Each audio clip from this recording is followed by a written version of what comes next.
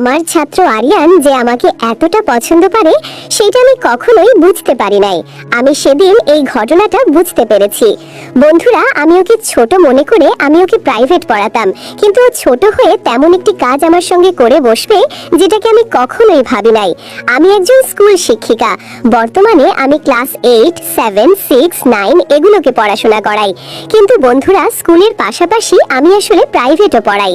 হ্যাঁ, আমার কাছে অনেক বাচ্চারা আসে, তারা প্রাইভেট পড়ে, এবং আমার কাছে যারা প্রাইভেট পড়ে সবাই মোটামুটি অনেক ছাত্রছাত্রীরাই আছে যে তারা পাশ করেছে। আর আমি আমাদের এলাকাতে একজন নামকরা শিক্ষিকা ছিলাম, একজন নামকরা টিচার। সবাই আমাকে এক নামে চিনতো, মালিহা ম্যাডাম বলে সবাই আমাকে চিনতো। তো সবাই আসলে আমার কাছেই তারা প্রাইভেট পড়তে চাইতো, তাদের ছেলে মেয়ে সবাইকে নিয়ে আমার কাছে আসতো। কিন্তু বন্ধুরা, দিন দিন আমার কাছে ছাত্র বেড়ে যাওয়ায় আমি আসলে প্রাইভেট খুব একটা বেশি পড়াতাম না, খুব কম পড়াতাম। কারণ এদিকে আমাকে স্কুলেও সময় দিতে হয়, স্কুলে পড়ে আমার নিজের একটা জীবন আছে, রান্না করতে হয়, গোসল করতে হয়, তাছাড়া অনেক সময় অনেক খবর দেখতে হয়, নিজেকে একটু সময় দিতে হয়। বন্ধুরা, এদিকে আমার স্বামী ফারহান, সে অনেক আগেই চলে গেছে প্রবাসে। সে আমাকে মাঝে মধ্যে কল করে, কিন্তু খুব বেশি করে না। এদিকে আমি দেশে একজন স্কুল শিক্ষিকা হিসেবে আমি আসলে এই পেশাকে টাকার জন্য করি না। আসলে আমি মানুষকে পড়াশোনা করে আমার একা সম্মান পাই, মানুষ আমাকে ভালোবাসে, সম্মান করে, সেই জন্য আমি এই পেশাটাকে বেছে নিয়েছিলাম। কিন্তু এই পেশায় আমি প্রথমে ছেলেদেরকে পড়াশোনা করাইতাম না, শুধুমাত্র মেয়েদেরকে। কিন্তু পরবর্তীতে দেখা যায় অনেক ছেলের বাবা বা ছেলের মা তারা আমাকে রিকোয়েস্ট করে যে আপু, মেয়েরা তো পড়াশোনায় ভালো, তারা তো পড়াশোনা করে, কিন্তু ছেলেরা তো পড়াশোনা একদমই ভালো না, ছেলেরা তো পড়াশোনা করতে চায় না, আপনি যদি আমার ছেলেটাকে পড়াতেন তাহলে বেশ উপকার হতো।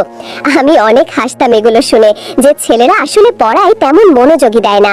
হ্যাঁ, মেয়েরা তো আসলে পড়াশোনায় খুবই ভালো, খুবই মেধাবী। যাই হোক, তখন থেকে এমন এমন মানুষ আমাকে রিকোয়েস্ট করতো যে তাদের কথা আমি কোনোভাবেই ফেলে দিতে পারতাম না। তারপর আমি 1-2 ছেলে করে আমি 3-3 ছেলেকে আমি প্রাইভেট পড়াতাম। এই 3 জনের ভেতরে একজন ছেলের নাম ছিল আরিয়ান। ওর বাবা আবার আমার স্বামীর বন্ধু, যে কারণে আমি তাকে না করতে পারি নাই।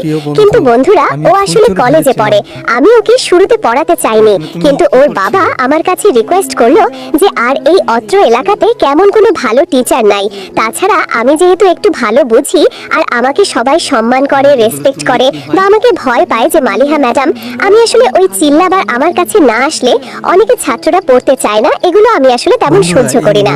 তো আরিয়ানের বাবা আমাকে বলল, ভাবি দেখেন, আপনারও স্বামী আমার বন্ধু, আমি চাইলে ওকে কল করতে পারতাম, কিন্তু আমি ও আপনাকে বলুক সেটা আমি চাইনি। ভাবি, আপনি যদি আমার ছেলে আরিয়ানকে পড়ান আমি ভীষণ খুশি হব, আপনার টাকা পয়সার জন্য চিন্তা করবেন না। ভাবি দেখেন, আমার ছেলেটা একদমই পড়াশোনায় গাধা, ও কোনো কিছুই শোনে না, শালা কোনো নেশা হচ্ছে একটা, আর সেই নেশা হচ্ছে মেয়েদের নেশা। ও মাঝে মধ্যে আমাকে লুকিয়ে সিগারেট খায়। ভাবি, এই ছেলেটাকে নিয়ে যে আমি ভীষণ বিপদে আছি। আমার 10টা না 5টা না, একটাই মাত্র ছেলে, আর কোনো বাচ্চা কাচ্চা নেই। ভাবি, এই ছেলেটাকে নিয়ে আমি অনেক স্বপ্ন দেখেছিলাম যে অনেক পড়াশোনা করবে, বিসিএস পরীক্ষা দিবে, কিন্তু ও স্কুল জীবন ভালোভাবে পার করলেও মোটামুটি টুকটাক ভাবে কলেজে একদমই মন দিচ্ছে না। কলেজে গিয়েই নতুন নতুন মেয়েদের প্রেমে পড়তেছে, স্যার ম্যাডামকে পড়াশোনা দেয় সেটা একদমই শুনতেছে না। ভাবি, আপনি যদি আমার ছেলেটাকে একটু প্রাইভেট পড়াতেন আমি ভীষণ খুশি হতাম। দেখেন না ভাবি, আমার বড় উপকার হতো। আসলে আমি একটা প্রাইভেট কোম্পানিতে জব করি, তো ছেলেকে ওইভাবে একদমই সময় দিতে পারি না। তাছাড়া আমার স্ত্রী সারা বেগম, মানে ওর মাও কিন্তু আমার সঙ্গে জব করে, আমরা দুজনেই চাকরি করি, তাছাড়া ওকে কেউ সময় দিতে পারে না। আমার মা ওকে একদমই আসলে ওর সঙ্গে পেরে ওঠে না, ও মায়ের চোখ ফাঁকি দিয়ে চলে যায় বিভিন্ন জায়গায়।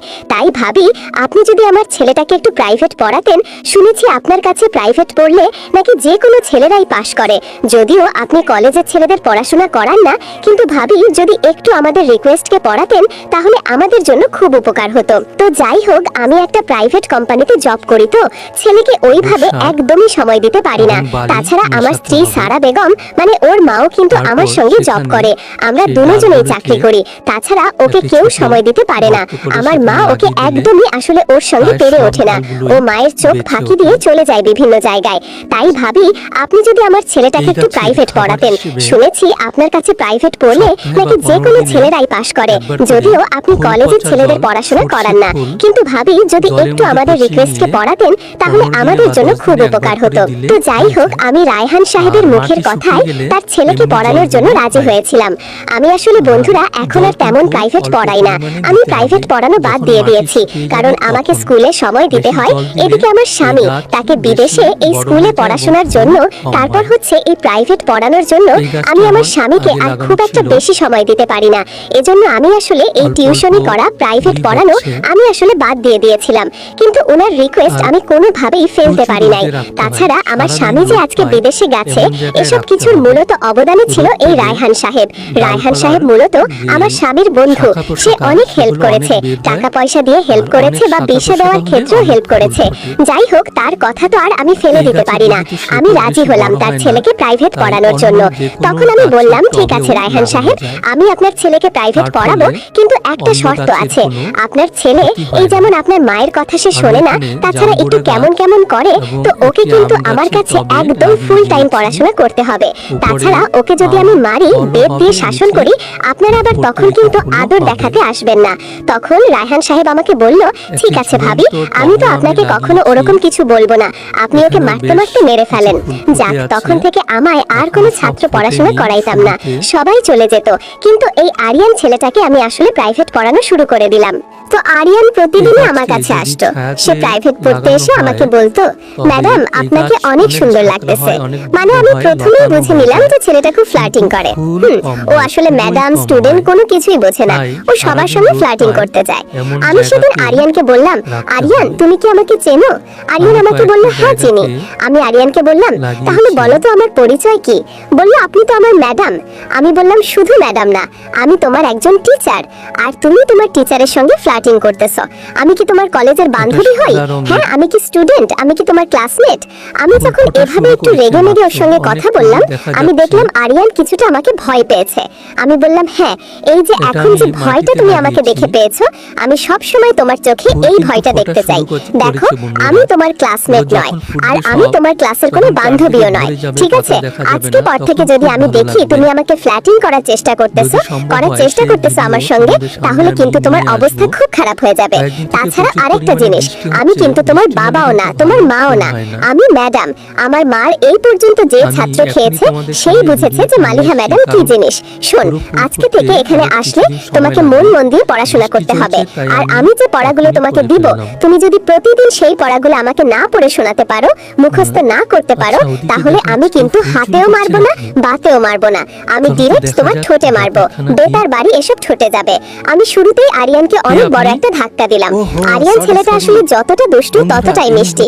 ওর চোখে মুখে এক ধরনের রাগ দেখতে পারলাম, কিন্তু মিষ্টি ভালোবাসাও দেখতে পারলাম, কিন্তু যথেষ্ট ভদ্র। কিন্তু আসলে ওর মা বাবা যেহেতু পেশাগত কারণে তারা জব করে, সেই কারণে আসলে আরিয়ান আসলে মা বাবার ছায়া না পেলে কি হয়, ছেলে পেলেরা অনেকটা নষ্ট হয়ে যায়। হ্যাঁ, অবাধ্য হয়ে যায়, কারণ ধীরে ধীরে তাদের আর শাসন আর চাচ হয় না। তো ছোটবেলা থেকেই কেউ যদি মা বাবার শাসন না করে, সন্তান দেখে এরকম হয়ে যায়। আরিয়ান, আমি দেখলাম ও খুব ভালো একটা স্টুডেন্ট, ও পড়াশোনা করে, মুখস্থ করে আসে, আমাকে এসে সব বলে। পরের দিন আরিয়ান আমাকে বলতেছে, ম্যাডাম আমি আজ পর্যন্ত যত ক্লাসে গিয়েছি, আপনার মতো এত সুন্দরী ম্যাডাম আমি কোথাও দেখিনি। তাছাড়া ম্যাডাম সত্যি আপনি অনেক সুন্দরী, আপনার চোখ মুখ একদম একদম জিনিয়াস ম্যাডাম, আপনার চোখ দুটো একদম হরিণের চোখের মতো। জানেন, আমি প্রথমবার খুব কাছ থেকে হরিণ দেখেছিলাম ছোটবেলায়, আমার সেই হরিণের কথা মনে পড়ে এলো। আপনার চোখগুলো কিন্তু সেই হরিণের মতো। আমি বললাম, তুমি আবার ম্যাডামের সঙ্গে ফ্ল্যাট করা শুরু করে দিয়েছো তাই না? শোনো, আমি কিন্তু তোমার মিষ্টি কথা কিন্তু পটে যাব না, আমি ম্যাডাম তোমার। আর শোনো, আমার কিন্তু বিয়ে হয়ে গেছে, আমার স্বামী আছে, সো আমাকে পটানোর চেষ্টা করেও কোনো লাভ হবে না। আমি আরিয়ানকে একজন ছাত্রই ভেবেছিলাম, আর 8-10টা ছাত্র বাচ্চা কাচ্চা আমার কাছে যেরকম, আরিয়ানকেও আমি ঠিক সেরকমই ভেবেছিলাম। কিন্তু আরিয়ান তার পড়াশোনার দিক থেকে বেশি মনোযোগ ছিলেন, সে তার মেয়ে আচরণ। ও আসলে এখন কলেজে আমাকে দেখার পর থেকে ও কলেজে এখন থেকে আর খুব বেশি মেয়েদের সঙ্গে মিশে না, মেয়েদেরকে দেখে না, ও আমাকে এই কথাটা বারবার বলেছে, অনেকবার বলেছে যে ম্যাডাম, যবে থেকে আমি আপনাকে দেখেছি তবে থেকে আমি কলেজে আর কোনো বান্ধবী বা আর কোনো ক্লাসমেটকে আমি দেখি না, আমার চোখে সারাক্ষণ শুধু আপনাকেই আমি দেখি। তো আরিয়ান ছেলেটা, ওকে আমি যে পড়াশোনা দিতাম সেই পড়াশোনাই করতো, কিন্তু ও ইদানিং কালে আমি দেখলাম পড়াশোনায় একদমই যেন মনোযোগ হচ্ছিল না, একদমই না। ওর আসলে দিন দিন যেন দুষ্টুমিটা অনেক বেশি বেড়েই যাচ্ছিল, একদমই মনোযোগ দেয় না। আসলে বন্ধুরা, আমার স্বামী বিদেশে থাকে ঠিকই, কিন্তু তিনি এখনো আসলে কোনো একটা ভালো পোস্টে জব করতে পারেন নাই। আপাতত তিনি একটা প্রাইভেট কোম্পানিতে জব করতেছেন। তবে আমার স্বামী একটা ভালো কোম্পানিতে জব পেতে হলে কিছু টাকার দরকার। এদিকে আরিয়ানের বাবা আমাকে অনেক টাকা দিচ্ছেন, আমি যেন আরিয়ানকে মানে কলেজে পাশ করাই, তারপর হচ্ছে ওকে যেন আমি ভালোভাবে বুঝিয়ে পড়াশোনাটা করাতে পারি। আরিয়ান ছেলেটা এমনিতেই খুব বুদ্ধিমান, ও খুব ভালো একজন স্টুডেন্ট, পড়াশোনা করে, কিন্তু ওর একটাই সমস্যা, সেই সমস্যাটা হচ্ছে মেয়েলি সমস্যা। ও আসলে মেয়েদের সঙ্গে মিশতে মিশতে, কথা বলতে বলতে ওর আসলে মেয়েদের প্রতি একটা আকর্ষণ চলে এসেছে। এখন একদিন যদি মেয়েদের সঙ্গে না মিশে, হ্যাঁ, যদি মেয়েদের সঙ্গে আড্ডা না মারে, তাহলে ওর আসলে পেটের ভাত কোনোভাবেই যেন হজম হয় না। এটা ওর একটা অভ্যাসে পরিণত হয়ে গেছে। এই জায়গা থেকে ওকে বের করা এখন খুব কঠিন। কিন্তু আরিয়ানের বাবা, ওনার ছিল বিশাল টাকা, যদিও আমার স্বামীর বন্ধু, কিন্তু উনি অনেক ডেভেলপ করে ফেলেছে। যে কোম্পানিতে চাকরি করে উনি অনেক বড় একটা পোস্টে আছে, শুনেছি উনি জিএম পোস্টে আছে। আরিয়ানের বাবা আমাকে বস্তা বস্তা টাকা দিয়েছে তার ছেলেকে আমি শুধুমাত্র মানুষ করার জন্য, এবং তার ছেলে যেন কলেজে খুব ভালোভাবে পাশ করে। কারণ সমাজে রায়হান সাহেব এত বড় একজন মানুষ, হ্যাঁ, উনি এত বড় একটা কোম্পানির একজন জিএম, তার ছেলে যদি পড়াশোনা না করে, পড়াশোনা যদি ভালো রেজাল্ট না করে, তাহলে তো ভবিষ্যতে তার ছেলের ভবিষ্যৎ একেবারেই অন্ধকার, সেও তো ভালো কোনো কোম্পানিতে জব করতে পারবে না। এই জন্যই উনি আমাকে অনেক টাকা দিয়ে করতে চাইছিল। এদিকে আমি আমার টাকা দিয়ে আমি একজন স্কুলের মাস্টার টিচার হলো। বন্ধুরা, আসলে আমি পড়াশোনায় খুব মেধাবী ছিলাম, খুব ভালো ছিলাম, আর আমার পড়াশোনা দেখেই আমার স্বামী আমাকে বিয়ে করেছিল। আমার পরিবার ছিল একদম নিম্নবিত্ত একটা পরিবার, হ্যাঁ, ওইরকম বড় কোনো পরিবার ছিল না, কিন্তু আমি আস্তে আস্তে আমি পড়াশোনা করে আসলে স্কুলের চাকরিটা নিয়ে এখন আমি একটা ভালো একটা অবস্থানে আছি মোটামুটি।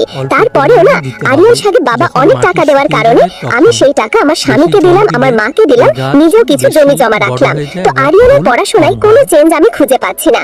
ও আসলে দিন দিন আরো বেশি যেন নারী লোভী হয়ে পড়তেছে। না, এভাবে যদি আরিয়ান পড়ে আর ও যদি পরীক্ষায় ফাঁস না করে কলেজে, তাহলে তো ওর বাবা আমাকে বস্তা বস্তা আর কারি টাকা আমাকে কোনোভাবেই দিবে না। আমাকে অন্য একটা পথ অবলম্বন করতে হয়েছে, আর সেইটা হচ্ছে জীবনে এই প্রথম আমি কোনো ছাত্রের সঙ্গে আসলে রিলেশনে জড়াই। আসলে বন্ধুরা, আরিয়ান ছেলেটা এত দুষ্ট আর এত ফাজিল, ও আসলে বড়লোক বাবার ছেলে, তো এই জন্য প্রচুর দুষ্টামি করে। কারণ ওনাদের আসলে টাকা পয়সার কোনো অভাব নেই, প্রচুর টাকা পয়সা, আর এই টাকা পয়সার কারণে আরিয়ান যা খুশি তাই করে, হ্যাঁ, যা খুশি সে তাই করে। তো আমি আরিয়ানকে বললাম, আচ্ছা আরিয়ান, তুমি তো মাঝে মধ্যে আমার সঙ্গে ফ্লার্ট করো, আমার চোখ নাকি হরিণের মতো, আমার গাল নাকি আপেলের মতো, আমার চুল নাকি, হ্যাঁ, রেশমি চুল, তুমি আমাকে কতটা পছন্দ করো। সেদিন আরিয়ান আমাকে বলতেছিল, ম্যাডাম, আমি যেদিন থেকে আপনার এখানে প্রাইভেট পড়তেছি সেদিনই আপনি আমার মনে জায়গা করে নিয়েছেন। সত্যি কথা বলতে, আমার কলেজে যত বান্ধবী আছে, মেয়ে ফ্রেন্ড আছে, বা আমি আজ পর্যন্ত যতগুলো রিলেশন করেছি, হ্যাঁ, আমি কারোর সঙ্গে কোনো সিরিয়াস রিলেশন করি নাই, ধরেছি, খেয়েছি, ছেড়ে দিয়েছি। কিন্তু ম্যাডাম, যেদিন থেকে আমি এই আপনাকে দেখেছি সেদিনের পর থেকে আমার এই দুই চোখ আর কোনো কিছুই যেন দেখে না, আমি সারাক্ষণ শুধু মনে পানে আপনাকে দেখি। ম্যাডাম, আমি ভালো পরীক্ষা করব, আমি আপনার সব পড়াশোনা সব কথা শুনবো। ম্যাডাম, আপনি আমাকে একটা সুযোগ দেন না, যত টাকা লাগে আমি দেব। এদিকে আরিয়ানও আমাকে টাকার অফার করতেছে। আমি বললাম, তাই নাকি, কত টাকা দিবে? তখন আরিয়ান আমাকে বলতেছে, ম্যাডাম, আপনি যত টাকা চান আমি আপনাকে ঠিক তত টাকাই দেব। আমি বললাম, তাই? টাকা তোমার কাছে একেবারে পানির মতো সহজ? আরিয়ান আমাকে বলতেছে, হ্যাঁ। তখন আমি বললাম, আচ্ছা ঠিক আছে, তোমার কোনো টাকা পয়সা আমাকে দেওয়া লাগবে না, কিন্তু তুমি আমার সঙ্গে একটা সম্পর্ক করতে পারো, ভালোবাসা সম্পর্ক, পারবে? সে আমাকে বলল, জি ম্যাডাম, আমি পারবো। তখন আমি একটা শর্ত দিয়েছিলাম, হাসি শর্ত। শর্তটা হচ্ছে, নুন, তুমি যদি পরীক্ষায় ফাঁস করো এবং তুমি যদি ভালো নম্বর পেয়ে ফাঁস করো এবং আমার সমস্ত পড়া মনোযোগ দিয়ে শোনো, এবং সেটা যদি তুমি মুখস্থ করে বলতে পারো, তুমি আমার কাছে যা চাও আমি তোমাকে বিনিময়ে তাই দিব, এবং তুমি আমাকে কথা দিতে হবে কলেজে একদম ভদ্রলোকের মতো যাবে, একদম বাচ্চার মতো যাবে, বাচ্চার মতো আসবে, ডানে বামে ওসুরিয়া কারিয়া, কোনো নায়িকার দিকে তুমি তাকাবে না। যদি তুমি পারো আরিয়ান, তুমি যা চাও আমার কাছে আমি তাই দেব। আমি দেখলাম সেদিন আরিয়ানের মুখে অনেক জলমলে হাসি ছিল, এবং এই কথাটা শোনার পর আরিয়ানের মুখ দিয়ে যেন মুক্ত হাসি বের হচ্ছিল।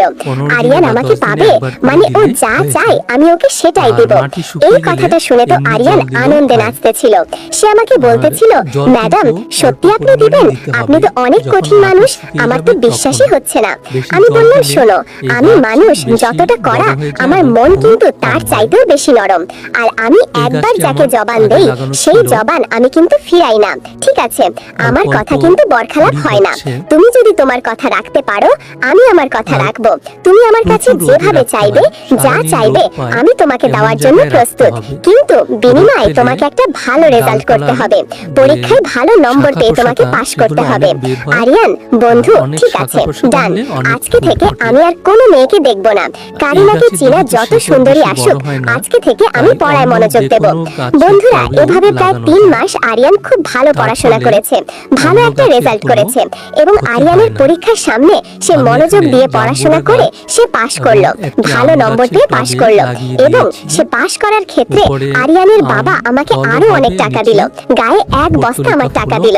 সে আমাকে, আমি ননের বাবাকে বললাম, ভাই আপনি আমাকে ভাবি রাখেন, আপনার ছেলেকে তো আমি এমনিতেই মানুষ করে দিতে পারি, বাউকে আমি ভালো পড়াশোনা করাচ্ছি। তাছাড়া আপনার সেই ছেলে তো এমনিতেই অনেক ভালো বুদ্ধিমান, এত গাড়ি গাড়ি টাকা দেওয়ার কি দরকার আছে? হে, আসলে একটু বাড়াবাড়ি হয়ে যাচ্ছে না? দেখেন, আপনার বন্ধু যদি শুনে সে এত ভীষণ রাগ করবে। তখন আরিয়ানের বাবা বলতেছিল, আরে ভাবি, আমার ছেলেটাকে আমি ছোটবেলা থেকে একদমই মানুষ করতে পারি নাই, ও একদম ম্যালি একটা পাগল ছিল। সেই জায়গা থেকে আপনি ওকে এতটা চেঞ্জ করতেছেন, আমি অনেক টাকা দিয়েও যেটা পারি নাই, তাহলে এই টাকাটা কি আপনার পাওয়ার যোগ্য না ভাবি? দেখেন, আমি এত কিছু বুঝি না, এত কিছু জানি না, আপনাকে সম্মানিতা নিতে হবে, আপনি এটাকে টাকা হিসাবে কেন দেখতেছেন? আমি বললাম, ঠিক আছে, এই টাকা আমাকে আরো বেশি পাগল করে দিল, আমাকে আরো অনেক বেশি পাগল করে দিল। এরপর থেকে বন্ধুরা, নোনা আমাকে বলল, ম্যাডাম আমি আপনার কথা মতো ভালো রেজাল্ট করেছি, আমি পাশ করে গিয়েছি। আপনি আমাকে বলেছিলেন ভালো নম্বর পেয়ে যদি আমি পাশ করি, আমি যা চাইবো আপনি আমাকে তাই দিবেন। ম্যাডাম আপনি কি এখন আমাকে দেওয়ার জন্য প্রস্তুত? আমি তখন আরিয়ানকে বললাম, আচ্ছা তাহলে তুমি তোমার কথা রেখেছো। হ্যাঁ, আমি আসলে আমার কথার বর খেলাপুনি করি নাই, আর কাউকে আমি ঢোটাও দেই নাই। ঠিক আছে, তুমি যেহেতু ভালো নম্বর পেয়ে পাশ করে গেছো, নো, আমি তাহলে তোমাকে দেওয়ার জন্য প্রস্তুত।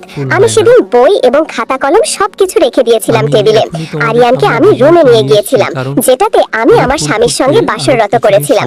আমি সেই বাসরটি নিয়ে আরিয়ানকে বললাম, এই নাও, তোমার যেভাবে খুশি, যা ইচ্ছে তোমার ঘুরতে মন চায়, আজকে আজকে তুমি আমাকে সবকিছু করতে পারো, আমি বাধা দেব না।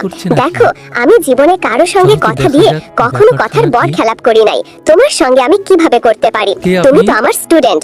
সেদিন আমি দেখেছি এই ছোট্ট ছেলেটা আমাকে এত নরম মোলায়েম ভাবে আমাকে ভালোবেসেছিল, ও আমাকে এত সুন্দর করে কাছে টেনে নিয়েছিল। আমি সেদিন এক অদ্ভুত রকমের চিৎকার করেছিলাম, যেটা এর আগে বাসররাতে আমার স্বামী আমাকে এইভাবে করতে পারে নাই। আমার স্বামী আমার কাছে এসেছে, 5 মিনিট তার শেষ হয়ে গেছে, আমি কোনো কিছুই টের পেলাম না। কিন্তু আরিয়ান, এই ছেলেটা আমাকে কাঁদিয়ে চললো, আমাকে চিৎকার করিয়ে চললো। এই ছেলেটার এতটা শক্তি, এতটা দেমাগ। আসলে আরিয়ান আমার স্টুডেন্ট, আমার ছাত্র, কিন্তু আমি নিজেই আসলে গিয়েছিলাম যে আমার ছাত্র এত শক্তিশালী হতে পারে। আমি তখন আরিয়ানকে জিজ্ঞাসা করলাম, আরিয়ান এই যে তুমি এত পাওয়ারফুল, আরে তুমি জানো আমার স্বামীও তো আমাকে এতটা ভালোবাসা দিতে পারে নাই যতটা সুন্দরভাবে তুমি আমাকে দিয়েছো। নোয়ান আমাকে বলল, আসলে ম্যাডাম এসব কিছু হচ্ছে ট্রেনিং, আমি খুব ছোটবেলা থেকে এগুলো ট্রেনিং নিয়েছি, সেই জন্য। আমি বললাম, তাই নাকি? তখন আরিয়ান আমাকে কে বলতেছে, আচ্ছা ম্যাডাম আপনি যদি রাগ না করেন আপনাকে একটা কথা বলবো। আমি তখন নোনকে বললাম, বলো না, এখানে আমার রাগ করার কি আছে? তখন আরিয়ান আমাকে বলতেছে, ম্যাডাম আপনার স্বামী তো বিদেশে থাকে, আপনি যদি কিছু মনে না করেন, আমি যদি কিছু মনে না করেন, আমি তো এখন আপনার কথা শুনতেছি, পরীক্ষায় তো ভালো পাশ করতেছি, আমি চিন্তা করেছি আমি এখন থেকে আর কোনো মেয়েদের সঙ্গে রিলেশন করব না, কারোর দিকে ফিরেও তাকাবো না। আপনি যদি আমাকে ঠিকঠাক ভাবে একটু ভালোবাসা দেন এবং নিজের করে নেন। আমি সেদিন আরিয়ানের কথা শুনে অনেকটা হেসে দিয়েছিলাম। সেদিন আরিয়ান আমাকে বলেছিল, ম্যাডাম আমি তো কোনো হাসির কথা বলি নাই, আপনি কি সত্যি আমাকে দিবেন? আমি আরিয়ানকে বললাম, তুমি আমাকে সামাল দিতে পারবে? আরিয়ান আমাকে বললাম, আরে ম্যাডাম আজকে তো আপনাকে যেভাবে সামাল দিয়েছে এর চাইতে আরো বেশি ভালো করে পারবো। আমি আরিয়ানের এমন কথা শুনে সত্যি বন্ধুরা সেদিন এক ডিম খেয়ে উঠেছিলাম। আমার মনে এক অন্যরকম স্বস্তির কাজ করেছিল। আমার স্বামী দেশে থাকতে আমাকে কখনোই সেইভাবে সুখ দিতে পারে নাই, আজকে সে বিদেশে চলে গেছে। এরপর থেকে আমি বাচ্চা কাচ্চাদের নিয়েই আমি আমার জীবনটা গুছিয়ে নিয়েছিলাম, কিন্তু আমি কখনোই আসলে সুখের চিন্তা করি নাই। মানুষের জীবনে আসলে শারীরিক সুখটা একা বড় দরকার। এখন আমি বুঝতেছি। এরপর থেকে আমি আরিয়ানকে এভাবে প্রতিদিন দিতে থাকলাম। আরিয়ানও আমাকে ছাড়া অন্য কোনো মেয়ের দিকে তাকাতো না। সে পরীক্ষায় ভালো পাস করত, ভালোভাবে পড়াশোনা করত, সে আর কোনো মেয়েদের দিকে নজর দিত না। এইভাবে বন্ধুরা আমার ছাত্রের সঙ্গে কখন যে আমি এতটা ঘনিষ্ঠ হয়ে পড়েছি, কখন যে আমি তার এত কাছাকাছি গিয়েছি। এর আগে অনেক ছাত্র এসেছে আমার কাছে, অনেকেই আমার দিকে নজর দিয়েছে, কিন্তু কারোর সঙ্গে আমি কখনো এতটা ঘনিষ্ঠ হয় নাই। আরিয়ান চালিয়ে অনেক দুষ্ট, কিন্তু তার থেকেও বেশি ছিল ও খুব মিষ্টি। আর তাছাড়া ওর প্রেম আমাকে একেবারে মুগ্ধ করে দিয়েছিল। ও সারাক্ষণ আমার প্রশংসা করত। ও বলতো আমার চোখ নাকি হরিণের মতো, আমার গাল নাকি ওর খুব পছন্দ। তাছাড়া আমার সবকিছুই ও খুব পছন্দ করত। আর আমার স্বামী আমাকে ছেড়ে এসে ও প্রবাসে থাকে। আরিয়ানকে দিয়ে আমি আমার জীবনের যত চাহিদা ছিল, আমার শরীরের যত ক্ষুধা ছিল, আমি সবকিছু মিটিয়ে নিয়েছিলাম। কিন্তু আরিয়ানকে আমি বলেছিলাম তুমি এই ঘটনা কারোর সঙ্গে শেয়ার করতে পারবে না। আরিয়ান আমাকে সেদিন বলেছিল সে এই ঘটনা কারোর সঙ্গে কখনো শেয়ার করবে না। আর যদি সে কারোর সঙ্গে শেয়ার না করে, আমি তাকে তার বিয়ের আগ পর্যন্ত এভাবে আমি চালিয়ে যাব। আরিয়ান এই কথা শুনে খুব খুশি হয়েছিল। তো বন্ধুরা, একটা ছেলের জীবন পাল্টে দিতে পারে একটা মেয়ে, আবার একটা ছেলের জীবন ধ্বংস করে দিতে পারে একটা মেয়ে। একটা মেয়ে চাইলে একটা ছেলেকে ভালো লাইনে নিয়ে আসতে পারে, আবার খারাপ লাইনে নিয়ে আসতে পারে। তো ছেলেরা আসলে কোনো কিছু চায় না জীবনে, তারা শুধু একটা ভালো মেয়ে চায়, একটা ভালো পার্টনার চায়, আর কিছু চায় না। তো তারা যদি জীবনে একটা ভালো পার্টনার চায়, তো তারা দুনিয়া জয় করতে পারে। এটা ছেলেদের আসলে খুব বড় একটা শক্তি। পার্টনার ছাড়া কেউ জীবনে এগিয়ে যেতে পারে না। তো আরিয়ান তার জীবনে